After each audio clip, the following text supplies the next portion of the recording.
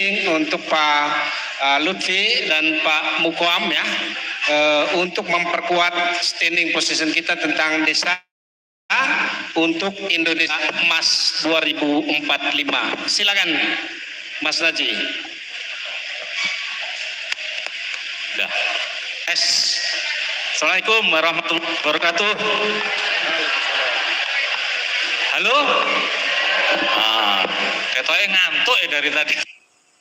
Oke, salam desa. Urung kangsenan soalnya. Jadi kayaknya poin yang disampaikan oleh Mas Ketua dan berdaulat. Coba kita bikin salam ya. Kalau saya bilang salam berdesa, nanti Bapak Ibu berdesa berdaulat. Begitu ya? Setuju? Oke, salam berdesa berdaulat. Seneng aku. Oke, Pak Mukowa, Pak Lutfi, teman-teman yang di depan dan juga Bapak Ibu semuanya. Di Zamroni, saya ya sama dengan Bapak Ibu semua orang desa. Jadi ini sebagian juga teman-teman saya yang selama ini aktif bergiat memikirkan, meneliti, memberdayakan dan juga membela desa yang kurang lebih sudah 10 tahun ini kita rayakan bersama-sama. Nah, Bapak Ibu, saya hanya akan menyampaikan 3 pokok gagasan yang mudah-mudahan ini melengkapi atau menggenapi apa yang sudah disampaikan oleh terutama Pak Mukoam. Terus nanti masukan atau kritik malah untuk Pak Lutfi. Dan juga sebenarnya sama ya frekuensinya dengan teman-teman dari desa tadi itu. Nah, Bapak Ibu, kalau menurut saya ya setelah saya renungkan, saya pikirkan itu, jadi 5 tahun pertama undang-undang desa itu masalah, tantangan dan usulan-usulan solusinya itu masih sama dengan hari ini. Ya, 5 tahun pertama pelaksanaan undang-undang desa masih lebih sama dengan apa yang terjadi dengan hari ini.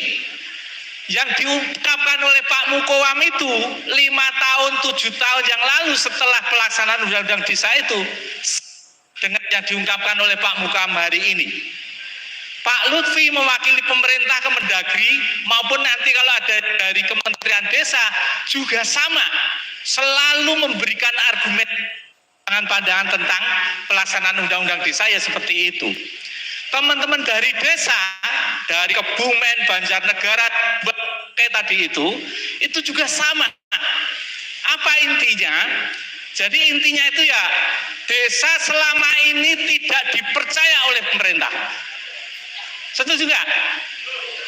Setuju nggak? Ya, desa tidak dipercaya. Kenapa? Nah, saya sebenarnya sudah ada paparan. Jadi gini Bapak Ibu, Undang-Undang Desa itu, Undang-Undang 6 2014 itu, karena itu percaya kepada desa. Hubungan negara dan desa itu kemudian dirangkai dalam hubungan relasi kepercayaan. Kenapa harus ada asas rekognisi, subsidiaritas dan seterusnya itu? Karena negara mengakui dan menghormati, artinya negara itu percaya sama desa. Itu intinya. Di dalam undang-undang desa itu kepercayaan itu yang paling utama. Negara kepada desa. Nah, dalam prakteknya coba kita lihat di tingkat pusat, daerah, provinsi, kabupaten, kota, dan desa. Pertama, di tingkat pusat, apa yang terjadi Bapak Ibu? Ini sama dengan dulu tahun 2005, 2019 dan tahun sekarang ini. Kita sudah banyak melakukan kajian, upaya-upaya untuk melakukan advokasi, bicara komunikasi dengan kementerian, dengan pemerintah pusat. Satu, soal regulasi teknis peraturan turunan dari undang-undang desa itu yang diterbitkan, yang dilahirkan oleh pemerintah pusat. Ini bermasalah. Dua peraturan pemerintah itu bermasalah. 5 tahun yang lalu kita sudah dorong untuk dirubah, bahkan arahnya diganti. Apa itu? Peraturan pemerintah nomor 43 dengan segala perubahan-perubahannya. Ya, tentang pelaksanaan undang-undang desa itu. Yang kedua, peraturan nomor 60 tahun 2014 tentang prioritas penggunaan dana desa. Tadi terlihat sekali, tergambar sekali bagaimana dari Sumba, dari Kebumen, Banjarnegara, bahkan Merauke soal album desa bersama tadi itu, kita memperoleh pernyataan, ya, memperoleh data dan informasi betapa regulasi teknis ini yang kemudian turunannya pada peraturan menteri, bahkan sampai peraturan daerah, peraturan bupati, itu menimbulkan permasalahan. Satu contoh misalnya, pasal 21 PP itu biangnya, kenapa dana desa yang sudah dilontarkan, didistribusikan ke desa-desa Bapak Ibu, itu penggunaannya itu tidak bisa leluasa. Bayar posyandu, kader posyandu nggak bisa, susah. Untuk mengungkit kegiatan ekonomi produktif agar bisa membuka lapangan kerja, memberi penghidupan yang berkelanjutan, sulit minta ampun. Karena sudah ada perintah, dan sudah ada perintah dalam bentuk peraturan menteri tentang prioritas penggunaan dana desa. Itu contohnya. Sehingga harusnya pasal 21 itu diganti. Itu regulasinya. Nah, yang kedua Bapak Ibu yang ada di pusat itu kelembagaan. Nah, tadi itu di sini saya memperagakan. Kami ini desa-desa kok bapaknya banyak.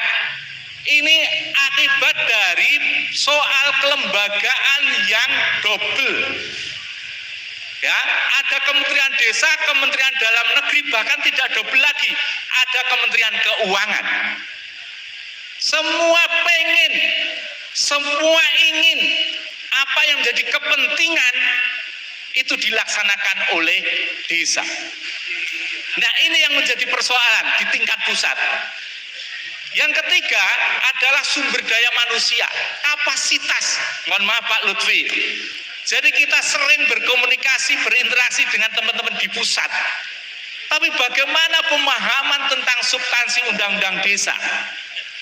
Soal pemerintahan desa, soal pembangunan desa sampai pemberdayaan masyarakat desa, soal regulasi, tantangan yang harus diungkit, ya, disiapkan, dibina dan diawasi oleh pemerintah pusat kepada desa. Ini masih jadi persoalan. Satu kementerian tidak mudah berkoordinasi dengan kementerian lain. Yang namanya Kementerian Desa kalau sudah mau bertemu dengan Kemendagri bukannya sulit tapi sangel banget. Ya. Dan itulah yang menjadi fakta yang kita hadapi. Makanya tadi kenyataan tadi itu kita terima. Itu tentang pemerintah pusat. Yang kedua Bapak Ibu adalah daerah, baik itu provinsi maupun kabupaten kota. Setali tiga uang, sama. Dalam hasil teknis, apakah itu peraturan daerah di tingkat provinsi, peraturan daerah di tingkat kabupaten kota maupun peraturan kepala daerah, itu sama-sama juga sering melencong, sering menghindar dari apa yang disebut dengan makna-makna asas rekognisi dan subsidiaritas yang itu menjadi asas utama di dalam pelaksanaan undang-undang desa. Maunya di tingkat kabupaten, di tingkat provinsi itu masih menguat, sehingga karakter dari peraturan-peraturan itu jangankan memberi keleluasaan tetapi banyak membatasi. Jadi bukan enabling tetapi constraining. Itu kalau secara teori. Nah, ini yang menjadi persoalan di tingkat kabupaten. Kelembagaan. Persoalannya adalah di kabupaten atau bahkan di kota yang memiliki desa itu, satu wilayah kabupaten itu bisa ratusan, 200 bahkan memasuki angka 400-500 desa. Tapi Tapi kelembagaannya yang dibentuk, kemudian SDM staf yang tugaskan untuk mengurusi desa itu selama ini jauh panggang daripada api. Kapasitasnya, jumlahnya, orientasinya, kinerjanya, dan seterusnya. Nah, itu di tingkat kabupaten. Sehingga kita punya cerita, misalnya kalau tadi Bapak dari Sumba Tengah, barusan kami punya program di Sumba Barat Daya. Bayangkan, seorang kepala bidang ya yang mengurusi badan usaha milik desa, setelah berbulan-bulan, bertahun bekerja, dia tidak pernah memiliki literasi, pemahaman soal apa itu badan usaha milik desa. Bagaimana kan melakukan pembinaan, melakukan fasilitasi kepada desa-desa yang didorong, diwajibkan untuk membentuk badan usaha milik desa. Itu yang menjadi contoh. Bisa jadi itu contoh mikro, sangat kasuistik, tetapi kalau kita ikuti pola-polanya itu masih sama. Jadi Dinas Pemberdayaan Masyarakat Desa menjadi tantangan serius di tingkat kabupaten, baik itu kelembagaannya maupun SDM yang duduk atau bertugas di situ, baik jumlahnya maupun staf. 4 orang, 5 orang harus mengurusi, melayani ratusan desa dengan segala persoalan, mulai dari perencanaan, kemudian pelaksanaan, laporan. Kalau Pak Toro itu yang tingginya bisa 5 meter itu, nah, itu yang menjadi persoalan. Bagaimana 4-5 orang harus menghandle pekerjaan-pekerjaan yang amat-amat susah itu. Nah, yang terakhir Bapak Ibu, soal desa. Nah, ini persoalan desa ini sebenarnya kita belajar dari praktek-praktek yang selama ini terjadi. Satu, jadi di desa itu butuh kepemimpinan transformatif. Kita belajar dari orang-orang di desa, Bapak Ibu yang menjadi pemimpin di desa. Ketika kepemimpinannya itu transformatif, desanya semarak, desanya menjadi dinamis, ide-idenya berkembang, ruang-ruang itu dibuka, sehingga apa yang menjadi cita-cita kita, desa berdaulat di tahun 2045 itu betul-betul bisa terwujud. Problemnya adalah tidak banyak kita bisa memilih, menemukan pemimpin yang memiliki kepemimpinan transformatif itu. Satu itu. Dua, pemimpin yang hadir di desa itu melalui pemilihan itu harus bertemu, bekerja dengan Bapak Ibu perangkat desa. Dibutuhkan upaya serius untuk konsolidasi, untuk kompromi, untuk negosiasi soal kinerja, soal orientasi dan seterusnya itu. Makanya di desa mestinya harus ada konsolidasi antara pemimpin desa dengan birokrat desa. Nah, selanjutnya adalah soal bagaimana masyarakat kita, tadi ada BUMDesa, ada desa-desa budaya dan seterusnya itu. Kita menghadapi tantangan serius, karena jangankan untuk mengajak orang-orang desa, difabel, orang miskin dan seterusnya untuk duduk tenang, membicarakan, berimajinasi, memimpikan desa. Dia, pemerintahan desa, seringnya itu dikejar-kejar target laporan. Sementara di kabupaten itu pembinaan dan pengawasannya itu adalah lebih banyak mengawasi, membina dari sisi administrasi. Piye laporane, sing bener bagaimana, kalau nggak bisa bener tak bener, tetapi tahu sendiri. Kira-kira begitu. Nah, ini yang menjadi tantangan kita, ya. Jadi karena itu sekarang ini sampai 10 tahun pelaksanaan undang-undang desa ini, kita melihat, kita menemukan hanyalah desa dalam angka. Angkanya yang tinggi berarti dia patuh pada perintah.